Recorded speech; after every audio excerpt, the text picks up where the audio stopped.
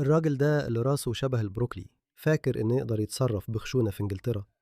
طالب اللجوء التاني ده عارف إن الدنيا تتغير، هو عارف إن مزاج البلد بيتغير. شوف إيه اللي هيحصل.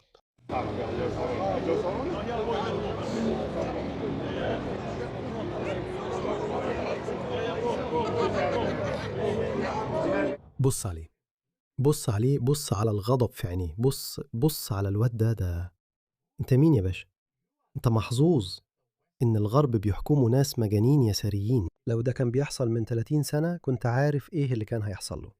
بس الدنيا بتتغير، السياسة اليسارية بترجع العنف لمجتمعاتنا تاني، عشان الناس لازم تدافع عن حقوقها، الناس لازم تدافع عن أرضها، تدافع عن مجتمعها، مفيش حل تاني.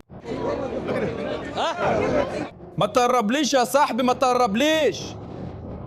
هو بيقول لا ما تدخلش في وشه يا أخي. ما تسمعش الكلام الناس، ما تسمعش الكلام الناس. هو أكيد بيتكلم عربي، أنا مش فاهم هو بيقول إيه، بس هو أكيد بيحاول يقوله.